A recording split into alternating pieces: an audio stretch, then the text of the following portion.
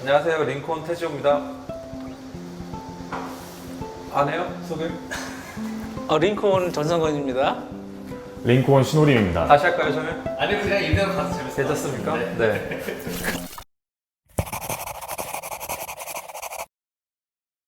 네, 오늘 링콘 저희가 세 번째 만남입니다. 지난 시간에 우리가 미나리에 대해서 좀 영화 살펴봤고요.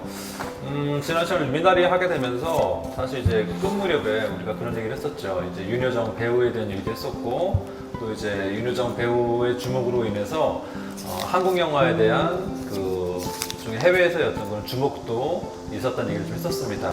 윤여정 배우로 인해 가지고 이 한국 영화에 대한 외국인들의 어떤 관심이 상당히 높아졌고, 실제 윤여정 배우가 수상에서도 그 영화 인생에 있어서 그 김기현 감독 같은 감독을 언급하면서 여러모로 그 새로운 이제 한국 영화에 대한 조명에 대한 붐을 좀 낳았던 것 같습니다. 사실 이제 한국 영화라는 것이 해외에서 인기를 얻고 주목을 받은 여러 이제 사례들이 있지만, 미나리가 나오기 1년 전인 것 같아요. 그 기생충이라는 영화로 인해서 또 한 번 이제 그 센세이션을 우리가 이제 한번 경험했었는데요. 그 기생충 얘기를 하면서 우리가 그 기생충 영화의 감독인 봉준호 감독 얘기하면서 오늘은 세 번째 시간 한번 갖도록 하겠습니다. 영화 기생충 하면 2019년에 개봉해서 네. 2020년을 거의 이제 봉준호의 해 또는 기생충의 해로 이제 보낸 것 같습니다. 비영어 영화 최초로 아카데미 작품상을 이제 수상을 했고요. 보니까 영화 역사상 세 번째로 황금 종려상과 아카데미 작품상을 동시에 수상한 또 이력도 가지고 있습니다. 세 번째로 두 작품을 동시에 수상을 했고요.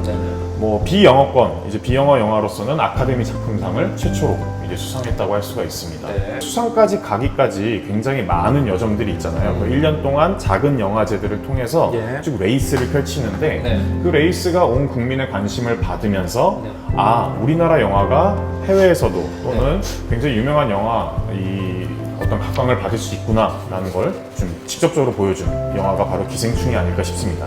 뭐 일단 저는 재미있게 봤고요. 네. 그러니까 영화는 전체적으로 봤을 때 재미있었냐 재미없었냐. 근데 이제 재미라는 게 여러 가지 이유가 있을 텐데 봉테일이라고 부르잖아요. 그러니까 디테일이 강한 건데 네. 큰 틀에서 보면 가족 서사 안에 사회의 구조적 문제를 다루고 있다. 네. 그런데 그 비장미만 있는 게 아니라 유머가 들어가기 때문에 그런 부분들을 사회적인 구조적인 문제를 알면서도 재미있게 볼 수 있는 영화를 네. 자기 디테일을 살려서 만들었다는 점에서 저는 아주 되게 재미있게 봤습니다. 말씀하신 것처럼 이제 이 코미디라는 것이 애초에 사회에 대한 질서를 전복시킴으로써 일탈, 뭐 희열들을 느낄 수 있는 그런 이제 그 하나의 장르라고 볼 수 있는데, 가족에 대한 얘기긴 하지만 우리 사회에 깔려 있는 이 구조적인 문제를 그 이제 풍자하고 뒤집어 보고자 하는 시도를 했다는 측면에서 그런 그 뒤틀림에 대해서 재미를 좀 느꼈던 것 같아요. 어떤 요소들이 좀 있을까요? 그 부분에 대해서는.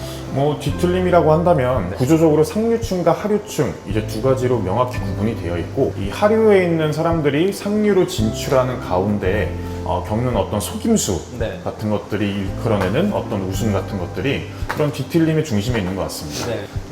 좀 더 이제 그럼 상류계층의 그런 그 어떤 코드 관습, 또 이제 하류계층의 어떤 코드 관습들이 이렇게 충돌되고 만나면서 이걸 전복시키려는 하는 시도, 이런 부분들을 좀 더 우리가 발견할 수 있을 것 같아요. 뭐 하류층 사람이 상류층이 되기 위해서 학력 위조라든가 네. 경력을 위조해가지고 네. 그러니까 기생할 수 있는 조건들을 만들어내는 네. 시스템인 거죠. 예. 이제 그게 아마 한국 사회를 중심으로 얘기했지만 이게 한국 사회만 가지고 있는 문제가 아니라 점점 뭐 기술 발달이라고 하는 과학 발전에 따라서 더 많은 그 계층화가 더 심화되니까 네. 이제 그런 부분들에 대해서 많이 잘 미장센이랄까요? 그런 네. 부분들을 잘 터치한 영화라고 할 수 있다고 생각을 합니다. 정원하고 반지하, 지하죠, 네. 지하.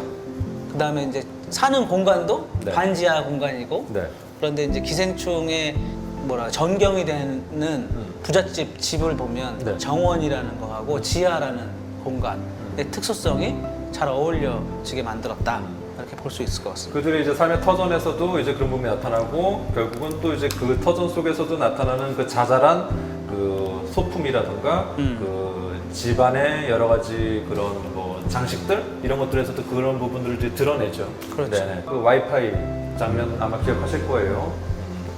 그걸 이제 이용하기 위해서는 사실 이제 넓은 이런 개방된 공간에서 우리가 이제 잘 이제 터지고 접속할 수 있는데 반지하다 보니까 막혀 있고 등등 해서 그걸 어떻게 하면 이제 접속하려고 하는 그런 장면들도 참 우스꽝스러웠던 것 같아요. 그리고 또 노상방뇨 같은 참 이건 씁쓸한 그런 이제 그 모습인데 이제 반지하다 보니까 그 집안에서 이제 뭐 음식을 먹고 하려는 와중에 창문을 열어보게 되면은 저쪽에서 이제 노상방뇨하는 모습을 봄으로써 뭐 이제 좀 분위기가 좀 깨진다던가 뭐 이런 모습들도 있었던 것 같습니다.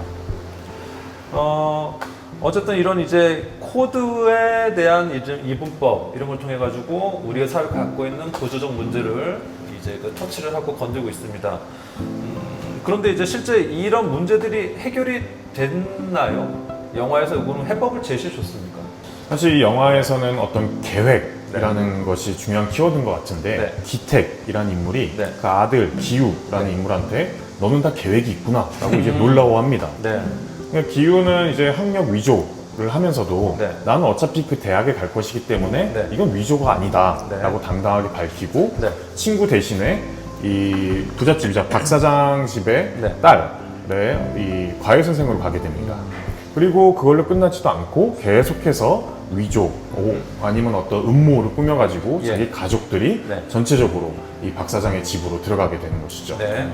그래서 그런 장면들을 보면은 뭐라고 할까요? 그런 어떤 속임수나 위조로 밖에는 자신들의 어떤 삶의 가능성을 좀 열을 수밖에 없는 네. 그런 상황을 이 기택의 집안이 좀 보여주는 것 같습니다. 네. 사실은 이 구조들을 노출하면서도 사회 구조도 그렇지만 인간의 욕망을 같이 다루고 있기 때문에 네. 계단은 계층을 얘기해주기도 하고 또 그 계단을 밟아가서 올라갈 수 있는 건데 네. 정석의 계단이 아니라 잘못된 계단이죠. 이제 그런 것들을 올라간다는 것이 있어서 처음에 그 박 사장네 집에 진입하기 위해서 올라갔던 계단 그리고 그 이후에 뭔가 들통이 나가지고 도망갔던 계단 그땐 네. 또 내려오제 계단 맞습니다. 그리고 마지막 장면에서 보면 이 기택이 결국은 지하실에 갇혀 있는데 마지막에 아들이 그런 얘기를 합니다. 아빠는 계단으로 올라오기만 하면 돼 라고 하면서 이제 영화가 끝나거든요. 예. 결국은 올라오지 못한 네. 인물들이 조망했기 때문에 네. 이 처음에 구도로 상정되었던 상류와 하류 이 구도는 완전히 전복되는 것은 불가능했다를 보여주는 것 같습니다. 주목할 만한 거는 어쨌든 이것이 이제 한국 사회를 다루고 있는데 전 세계적인 이쪽에 호응을 얻었고 사람들이 거기에 공감했다는 측면이 있는 것 같아요. 전 세계적으로 이런 양극화라든가 어떤 계층에 대한 문제에 있어서 다 이제 고민을 하고 있는 현 상황이다. 그럼에도 불구하고 어쨌든 이것이 이제 한국 상황을 다루고 있기 때문에 한국적인 특수성에 대한 문제들을 외국인들이 이해했다는 측면에서는 좀 더 중요한 것 같아요. 이 한국적인 문화적 코드를 어떻게 외국인들이 이해를 했는가. 이 간극이 있음에도 불구하고 외국으로 나갈 때는 번역이 되고 통역이 되어야 되는데 이런 부분에서도 이런 디테일한 부분들이 잘 전달되었다고 평가되고 있는 것 같아요. 네. 네네. 짜파구리 뭐 이런 거. 네.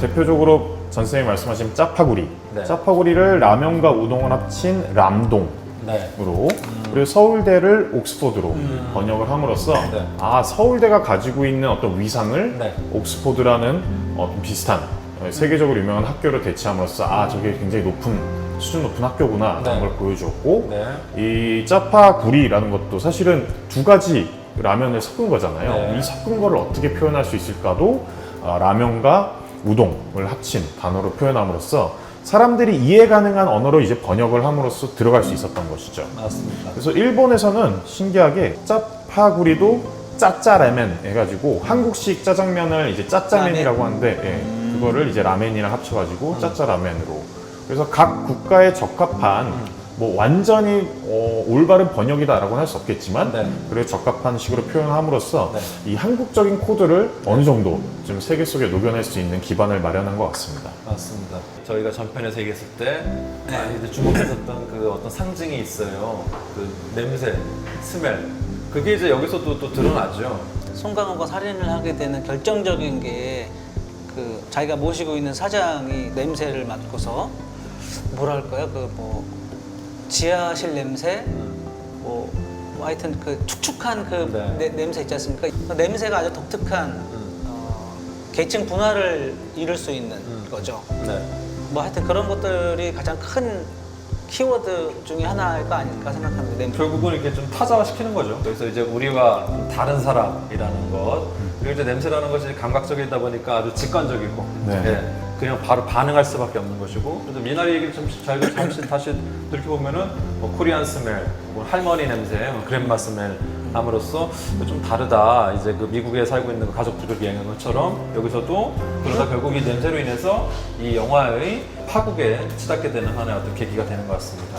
냄새는 어떤 한 개인의 냄새가 아니라 네. 그런 어떤 계층을 좀 상징하는 냄새로서 지금 기능하고 있거든요. 네. 그렇죠, 영화에서. 그래서 이제 그 기택의 아내 충숙이 드디어 가정부로 들어갔을 때 아까 테스쌤이 얘기한 이 다솜이라는 아들이 가가지고 냄새를 맡는 거죠. 그리고 같은 냄새가 나라고 얘기합니다. 그리고 그 다음 장면에 이 기택의 가족들이 모여서 이 반지하 냄새는 도저히 뺄 수 없다고 얘기를 하죠. 그러니까 냄새는 결국은 이 상층과 하층을 구분하는 하나의 표지라고 할 수가 있습니다. 맞아요. 근데 흥미로운 거는 이 냄새는 선을 계속 넘는다는 거죠. 아, 그래서 운전기사로 기택이 들어가기 전에 네. 그 전에 운전기사가 어떻게 쫓겨났는지 기억나시죠? 이 딸인 기정이 네. 이 자신의 팬티, 속옷을 예. 몰래 감춰놓고 네. 그것이 이제 드러났을 때 이 박 사장이 거기서 네. 이제 흥분을 합니다. 선을 넘었다는 것이죠. 근데 냄새라는 것은 가만히 있어도 그 선을 자연스럽게 넘기 때문에 그래서 봉준호 감독 같은 경우는 인터뷰에서 이런 얘기를 했어요. 이 냄새 얘기가 나왔을 때 이 영화에서 가장 중요한 모티프다. 서로 아무리 가까운 사이여도 냄새를 이야기하기는 쉽지 않다. 네. 공격적이고 무례한 것인데 네. 이 영화는 아주 사적인 것까지 파고들기 때문에 서슴없이 이 냄새에 대해서 이야기한 것이다 라고 또 얘기를 하기도 했거든요. 네. 이 사실 냄새는 그 영화에서는 참 표현하기 어려운 것 같아요.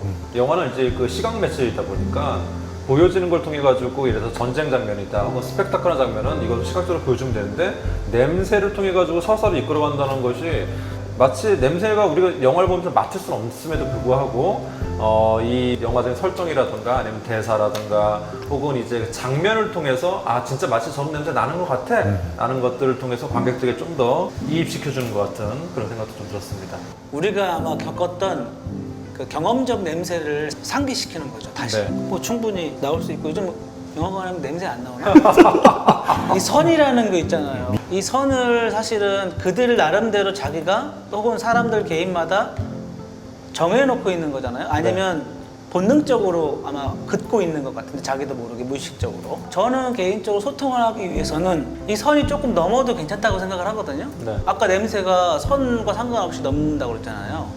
그러면 그걸 좀 인정할 수 있어야 되는데 사실 그런 의미에서 선을 넘었다, 선을 넘지 않았다는 그 구분 자체도 네. 사실 문제적인, 그 냄새만큼 문제적인 언어 표현일 수 있겠다라는 생각이 들어서 자기 선을 조금 네. 실선으로 하지 말고 네. 점선으로 좀 만들어서 사는 게 좋지 않을까라는 아, 생각이 갑자기 들어가지고. 네. 계속 갑자기 네. 명언들을 다 결국 이제 뭐 지금 이제 신쌤이 지금 이렇게 얘기한 것도 그렇고 아까 이제 선생님 맨 처음에 제기하신 문제도 그렇고 다 이게 좀 일종의 구별짓는 문제인 것 같아요. 냄새로 인해서 좀 구별 지을 수 있다는 거고 결국 이 기생충이라는 영화가 이런 그 사회적인 계층의 부분에 대한 문제를 이제 그 터치한 영화로 우리가 좀 이해할 수 있는 것 같습니다. 영화가 결국은 그 어떤 혐오로 인해서 영화가 결국은 마지막에 이제 파국으로 치닫게 되면서 이제 영화가 이제 마무리되는 것 같습니다. 결국은 해피엔딩으로 끝나진 않죠. 그 문제를 우리가 얘기하면서 이 기생충을 좀 한번 정리를 해보고 싶습니다. 사실 파국으로 치닫는 것은 네. 냄새가 전해지고 그 선을 넘었기 때문에 사실은 일어난 일인데 네. 흥미로운 사실은 보통 파국이 일어나고 어떤 폭력 사태 또는 유혈 사태가 일어나면 계층이 전복이 된다든가 예. 아니 문제가 해결된다든가 해야 되는데 이 기생충의 특징은 그렇지 않다는 거죠. 유지되는 거죠. 네. 결국 기택이란 인물은 다시 부잣집의 지하실로 들어가서 살게 되고 가족들은 여전히 반 지하에서 살지만 네. 언젠간 저런 집에서 살 거라 이제 얘기를 하고 이것은 영화 초반이랑 마지막이랑 크게 다를 게 그렇죠. 없거든요. 네. 봉준호 감독의 영화의 특징 중에 하나는 아닌가. 문제 제기를 하고 여기에 대해서 우리가 비판을 하고 사람들로 하여금 여기에 동참하도록 하지만 그 일종의 영화적 판타지로 인해서 해결을 시킬 수는 있지만 봉준호는 그렇지 않는다는 얘기죠. 그렇죠. 예리하게 그 틈을 파고들어서 여러 가지 문제점들을 끄집어내지만 네. 거기서 이제 멈춤으로 인해서 찝찝함을 맞습니다. 남기는 것 같아요. 찝찝함이라는 키워드가 봉준호 영화에서 아주 중요한 것 같은데요. 그럼 이제 기생충 이외에 다른 영화에서도 이런 찝찝함 나타날 수 있다고 생각을 하거든요. 우리가 좀 거꾸로 한번 가보겠습니다. 직전의 작품이 뭐였죠? 설국열차가 2013년도에 네네네. 개봉이 되었었죠. 네, 그럼 설국열차도 아마 이런 부분들이 나타날 것 같아요. 기생충과 같은. 네네. 네네. 설국열차 같은 경우에도 기생충이 위아래 수직적인 구조를 보여줬다면 이 설국열차는 설국열차라는 앞뒤로 앞뒤. 가 있는 직선으로 이제 꼬리칸과 엔진칸으로 나눠서 네. 보여주고 있습니다. 근데 이 작품 자체가 그 찝찝함과 연결을 시킨다면 네. 원래 이제 프랑스 만화 설국열차를 원작으로 하고 있거든요. 네. 그렇죠. 근데 이제 컨셉만 따왔을 뿐이지 내용은 완전히 다릅니다. 그래서 만화 1권 같은 경우는 우리가 1984년 이 탈주자라는 이름인데요. 네. 이 영화에서는 꼬리칸을 끊어내기 위한 상층부와 그 꼬리칸을 사수하기 위한 하층 간의 투쟁. 그래서 하층민이 이 꼬리칸 사람이 이제 앞으로 가가지고 네. 완전 정복해버리는 그야말로 어떻게 보면 계층 투쟁, 계급 투쟁과 같은 거라면 봉준호 영화에서는 꼬리칸과 엔진칸이 오히려 서로 협력 관계. 그래서 이 체제를 유지하기 유지한다. 위해서는 어떤 것이 필요한가로 다시 질문을 바꿈으로써 네. 그런 어떤 이 명확한 결론이라든가 예. 아니면 체제 전복이라든가 예. 이런 부분들에 대해서는 조금 이제 이야기를 안 하고 있죠. 그래서 지금 보신 것처럼 말씀하신 것처럼 이 이제 기생충은 계단이라는 그 종축이었는데 이 설국열차는 횡축이죠. 횡축이죠, 횡축. 횡축이죠. 네. 근데 이제 그 종축의 구분과 횡축의 구분이 명확해요.